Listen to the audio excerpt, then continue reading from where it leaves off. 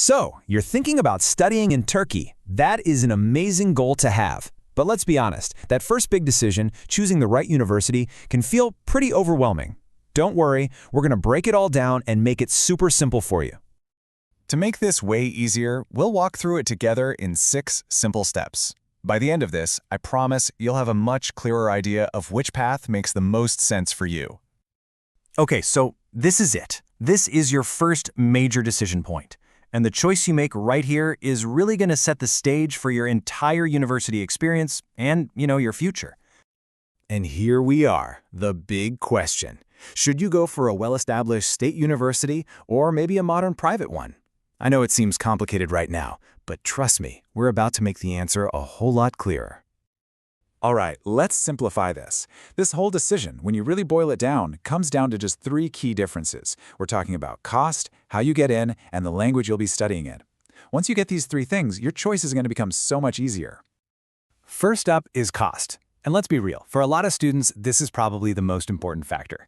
The financial difference between these 2 options is, well, it's significant. I mean, just look at these numbers. They really speak for themselves, right? State universities are an incredibly budget-friendly option. You're looking at annual fees typically between $500 and $2,000. Private universities, they start quite a bit higher, and for really competitive fields like medicine, those fees can climb all the way up to $30,000 a year. Next, let's talk about how you get admitted. Because the paths here are completely different. For state universities, you absolutely have to pass a competitive entrance exam, which is called the TRYOS. Private universities, on the other hand, usually base their admission on your high school diploma. No entrance exam required. That's a huge distinction. And our third key difference, language. At state universities, pretty much everything is taught in Turkish, so you'll almost certainly need a 1-year language prep course. Private universities, though, are often geared more towards international students, with English as the main language. For that, you'll need a good proficiency score, like from the TOEFL or IELTS. Now, these 3 points are the basics, but believe me, there's a lot more to consider. So, now that we have the basics down, let's go a little deeper. It's time to compare everything, from what campus life is like to your future career opportunities, so you can really see the full picture. You can see right here some of the key trade-offs. State universities, for example, have this long-standing prestige, especially in classic fields like medicine and law. But the student services can sometimes be a bit bureaucratic. Private universities often have these amazing modern campuses. They offer more personal attention, and they have really strong connections to industry. And notice the scholarships, too. State schools tend to reward your exam success, while private schools have more flexible, tiered scholarships. Okay, so with all these options, how do you figure out your way forward? Well, there is a tool, kind of a golden key that can open all the right doors for you. It's time we focus on the most strategic first step you can possibly take. I really want this to sink in. This is probably the most important takeaway for anyone who's even thinking about a state university.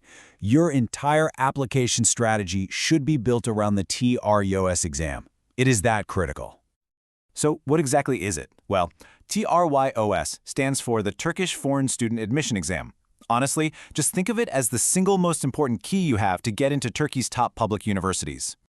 And this is exactly why focusing on the TRYOS is such a smart strategy.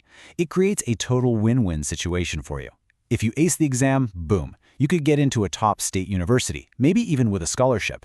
But what if you don't get the score you were hoping for? No big deal. You lose absolutely nothing. Applying to a private university with your diploma is always there as a super secure plan B. And now, I'm going to share a really valuable piece of information with you. Think of it as a little insider tip. If you worked especially hard in high school to keep those grades up, this next part is definitely for you. This number right here is really important. Think of it as a key that unlocks a whole other pathway.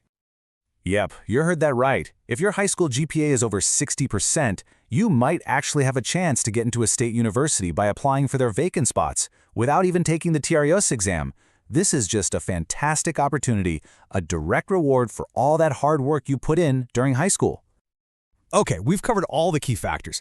Now let's bring it all together and help you figure out which one of these paths really fits with your personal goals. So which profile sounds more like you? If your budget is the #1 priority, if you're ready for some healthy competition, and if you really want to dive deep into the culture by learning Turkish, then your path is clear, a state university.